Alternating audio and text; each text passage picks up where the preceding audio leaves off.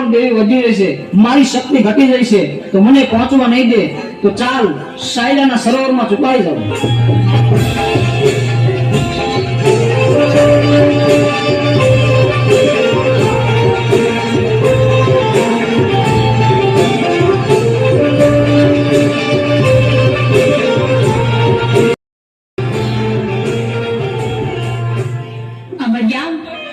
ભલે તું સાયલાના સરોવરમાં સંતાયો, પણ મારી પાસે એનો પણ ઉપાય છે.